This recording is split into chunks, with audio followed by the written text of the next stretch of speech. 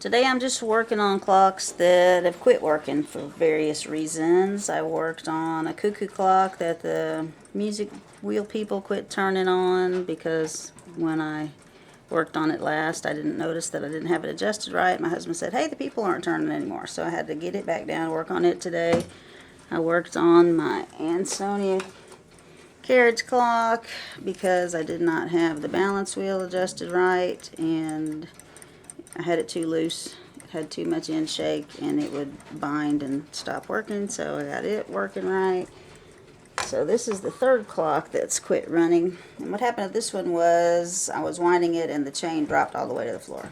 And I thought, okay, the chain's come off. I took it down off the wall and I checked it and it was not the problem. So I've already taken the hands off, loosened the bird, put my topper in a safe place.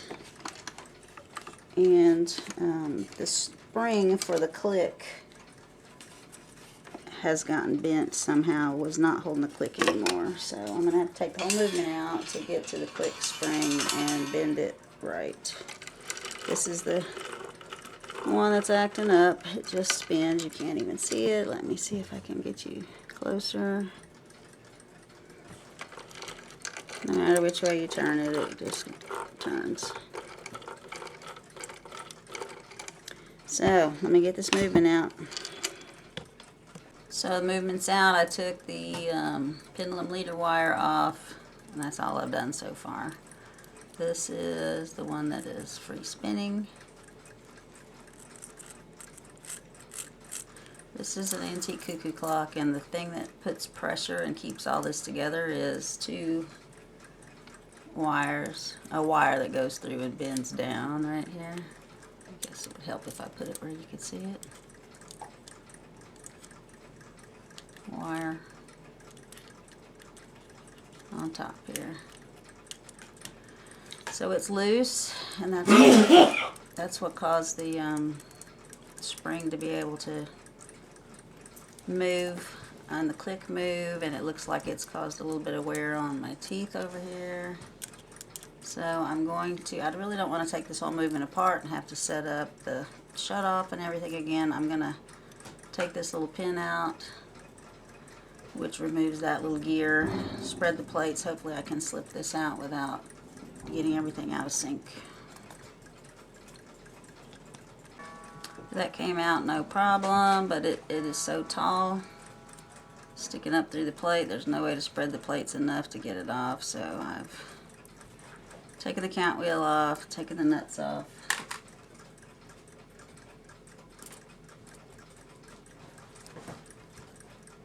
And we'll just have to set it all up again.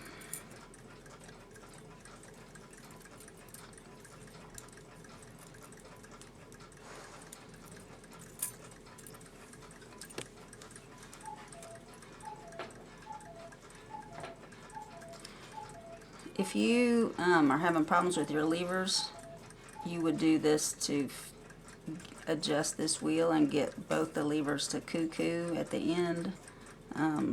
You would spread the plates, you would lift this up enough to get it out of the bottom, pull it this way to disengage it from the other gear, turn it however much you needed, stick it back in there, and test your levers again. Alright, there's my problem piece. So that's the two things I was talking about. There's a pin that goes through it and it's bent and it's not really contacting the surface very well. It's pretty loose. It did make a little noise when I was winding it, which should have clued me in to see what it was, but I don't know if I would have found it. But you can see it's caused some damage when it did that. It definitely chewed on my gears. If your clock is making a strange, oh, there's a pretty damaged one. I may have ruined it. If your clock is making a lot of noise when you wind it that doesn't sound like it normally does, you may want to check out your click spring before it gets this bad. Because this one right here, this tooth, is pretty much at least half gone. I don't know if it'll ever hold right there again.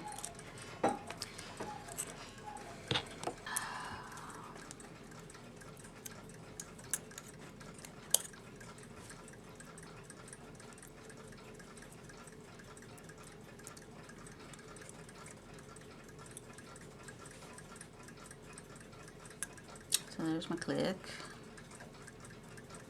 You can see it's a little bit raised up off of the brass, which was pulling the click forward, which caused wear on the front half of all these teeth. And that's the one that's pretty much gone. I was hoping when I took it apart that this was not part of this, and maybe I could take it off of there, file it, rough edges, flip it over, and put the better side up. I don't think I'm going to be able to do that. And this clock's pretty old. Chances are pretty slim of getting a replacement. So I got to figure something out.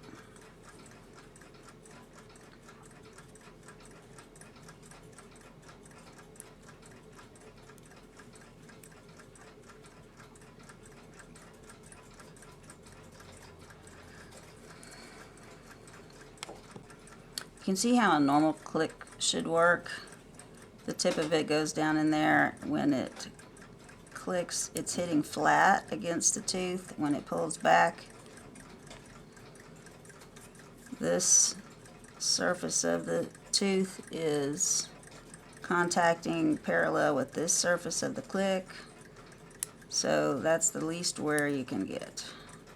There's a little bit of wear on the very end of my click, so I'll put a little bit more of a point on that, but this is the one that's still working. I want you to see the difference in this one.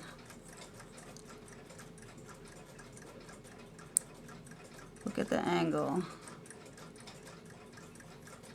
My tooth is coming up this way, my click is pointed this way. So this surface of the click is working like a hammer, just smoothing off the tips of these teeth every time it goes over them and pushes back.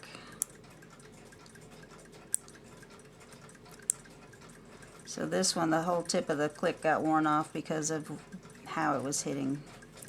So I'm going to have to put a new tip on this one. And it's holding probably 90% of the time on this broken tooth, so we're just going to have to wait and see once we reshape the clicker how it does.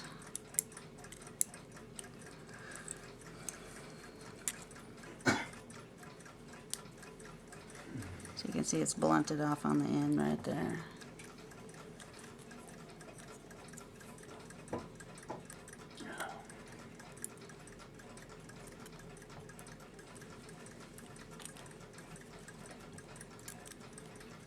A little bit of rust up under there. A little bit of rust in here. I did not investigate these good enough when I worked on this clock, because it possibly could have been saved at that point at a better condition than it's in now.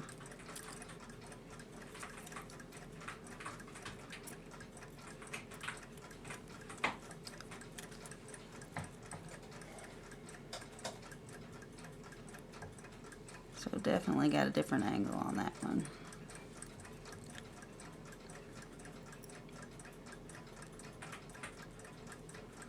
So this won't be a quick one-day fix, that's for sure. Here's that wheel on my magnifier. I'm taking a red stone and smoothing off this lip of material that's gotten pushed out into this direction. I didn't want to just file it off and lose that brass material. See how it's sticking up right here? Some of these I've already done. You can see they're a little smoother. I'm pushing the material back into the space that it's been hollowed out of.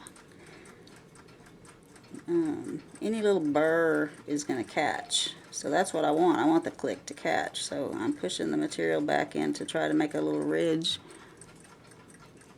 on this side that's been so worn off. I'm pushing the material this way to make a little ridge to hold my click better. It's working pretty good so far. This is a red stone. It's not the gray one I can't think of the name of at the moment, but y'all know what you usually polish things with that doesn't remove material. This red one I think is a little bit harder, and it's definitely smoother, so it's really good at moving material without removing material. Alright, the little lip goes that way. I'm pushing it back into the space.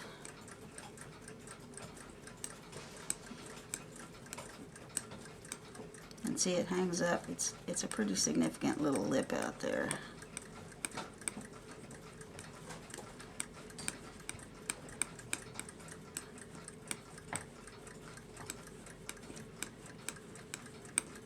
I have saved a lot of brass filings. Every time I put bushings in one of these really thick old clocks, I saved all the brass shavings. So I have material to maybe add a little bit in that spot.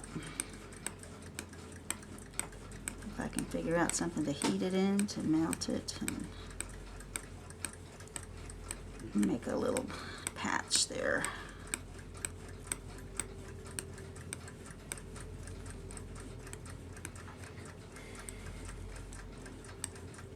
It's getting pretty smooth.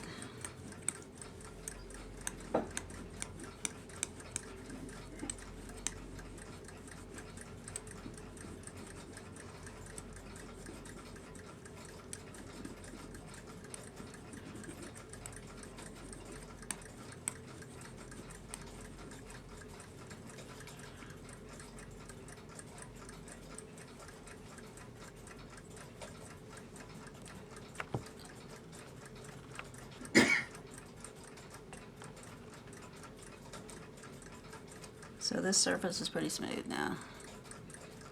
And you can see I've got a little bit of a lip right in here. It's going to help hold my click from popping out of place. Alright, let's work on sharpening the click. As far as the click, this is the worn one, and this is the one that's not. Even though the worn one sticks out past the wheel farther than this one does. It's the same angle as the wheel. So this one should be the same angle as the wheel. That point that's sticking up right there, you know, this tip is worn, so it has changed this angle to be sharper. So what I need to do is take the top of this off and make that be a sharper point again, like this one is. So I'll be filing right here.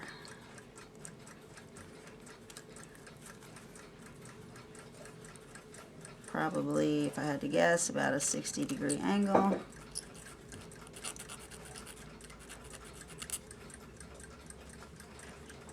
It's hard to hold because of these little teeth on here. They poke into my fingers.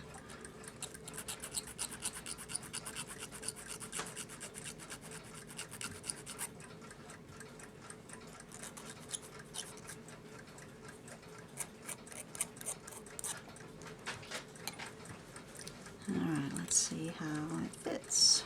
I haven't taken much material off, but better to not take enough than take too much.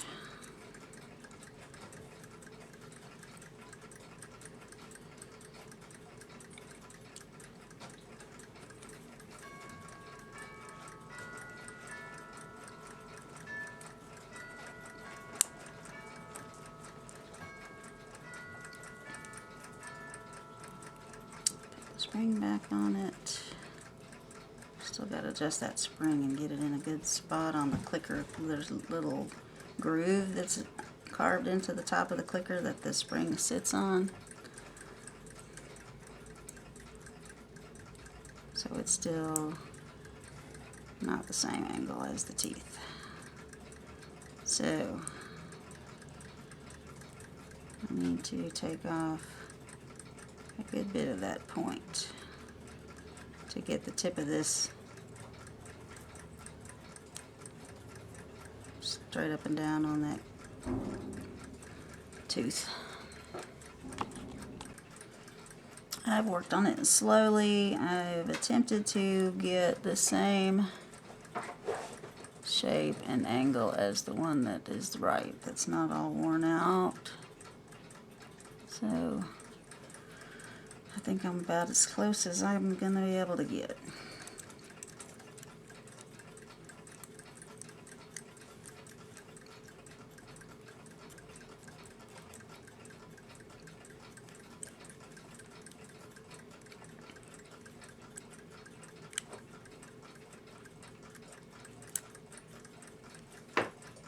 So holding this really tight.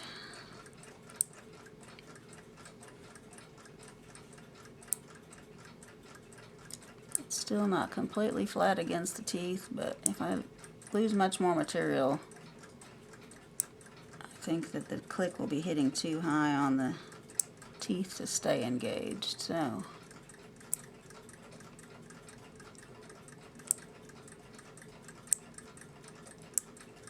I'm going to try putting them back together after I make sure the spring is the right angle. So this spring is pretty flat to it. It pulls it up just a little bit at the end. Get my thumb out of the way where y'all can see.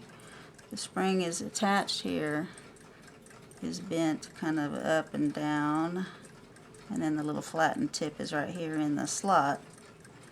And you can see it's parallel to this wheel. It does push the click that way a little bit, which is good. It seats it real good down into the tooth up against the wheel. You don't want it push it that way and have it riding on the outside edge of this. You want it pushing back that way more. And this one, you can see is,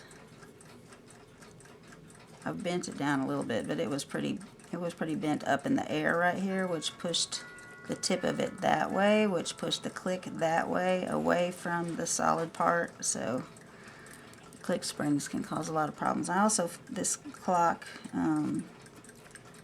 made somewhere around 1900, late 1890s to early 1900s. And it didn't have the original weights on it, I'm sure, and they were a lot heavier than the weights I'm using. I think the weights on it now, I'd have to weigh them, but they're like 12 ounces or something like that. And then it probably had like an 8-day Cuckoo clock weight on it. And this is what you get when you just pick a heavy weight and put it on there. It's not the right one. It causes a lot of wear. Well, you can see I've had to change the plans. You can tell because I have all the parts and pieces out. I decided I was not happy with, here's the original click and the little rivet that I tapped out of something, this. It wasn't difficult. I have a punch set.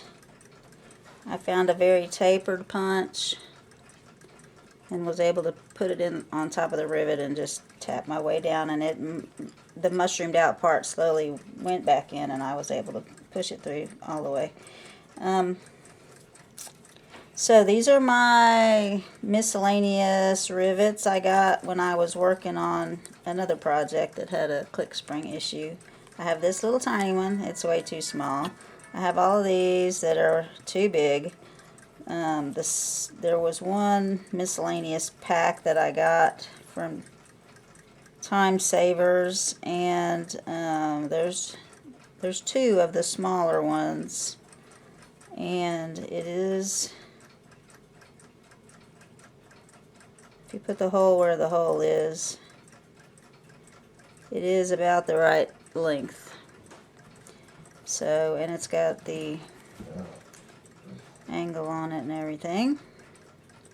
So now the next issue is I tapped this out instead of filing it off and punching it out and making it easy, because I was going to have to reuse it, because all of these rivets that I ordered when I ordered the other stuff have these shoulders on them, and they fit in all these other ones, but they don't fit in the two small ones.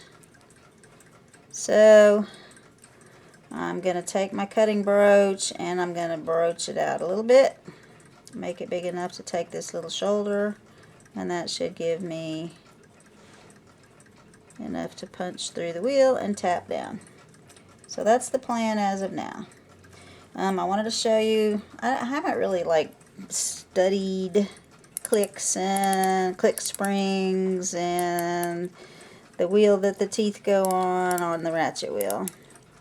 So I've been looking at it a lot because I was trying to duplicate the correct angle.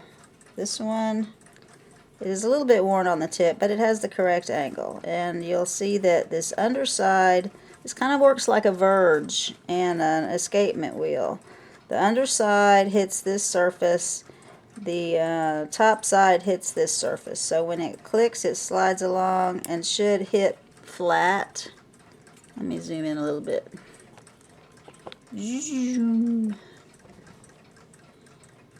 Okay, so the underside of your click should mesh with the shape of the teeth on your ratchet wheel. So it should ride along, it should hit flat, flat, flat. There shouldn't be a gap anywhere. It shouldn't be a little point hitting. This one is so damaged because it was a little point hitting halfway up right here and halfway across the wheel. So anyway, when it's going that way, hitting flat. When it backs up that way, when you're done pulling your weights, this is you're pulling your weights. When you're done pulling your weight, it rests on the back side of the click, and it should be the same angle as the other side of that tooth. So I still may have to modify the end of this one because it is a little more blunt, but it just depends on where the ratchet hole ends up being. It may be the right angle. I may have to blunt the top end a little bit, but at least it'll be longer. Like, no matter what I do, I cannot make this one that's been in there any longer. So it's time to replace it. If I don't want to do this again in 6 months, then I need to do it right the first time. So I got the click. I'm going to replace it. Alright, I got all my little reamers out here. I reamed this hole a little bit bigger for the shoulder that's on this little rivet. So it's fitting through there nicely. And then the end of that was bigger. I had to ream the hole here a little bit bigger. So it's fitting snug. And then I want to check this first.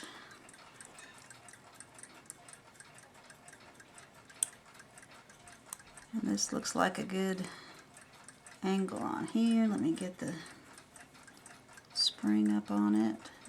This rivet's a little bit wider too, so it's covering the whole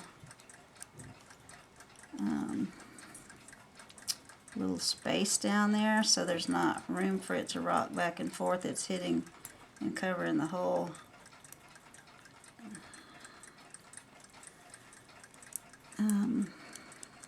little tooth. So right now this is what I got. It looks like it's at a good angle.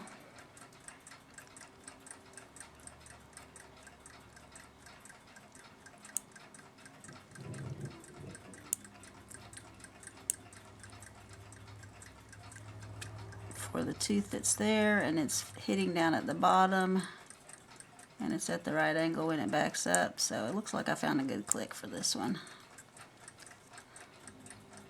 It's not rubbing on anything except that. That's going to be a problem. So I guess I'm going to have to make the head of this thinner. Alright. The one that was on there before was up above this, so it didn't matter how, I thought it wouldn't matter how tall this was, but this one is big enough around that it's going to be a problem. So let me thin that down so that it can sit down a little bit closer. You can see it's sitting at an angle.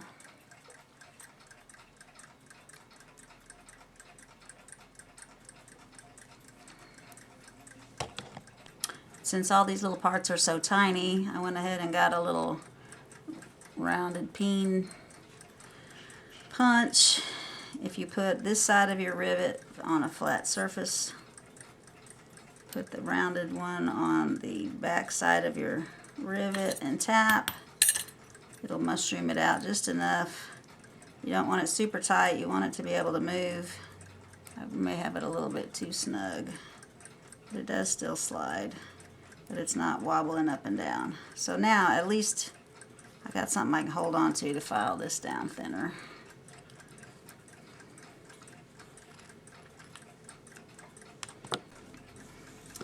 Alright, I am done with this one. Nope, this one. So this is the one that was still good. It has a silver colored clicker on it. And this one has a brass clicker. And it's seating pretty nicely in there.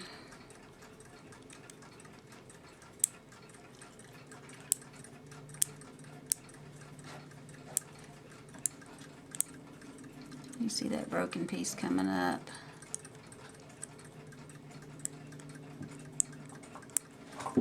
I can turn it backwards, it doesn't slip on it.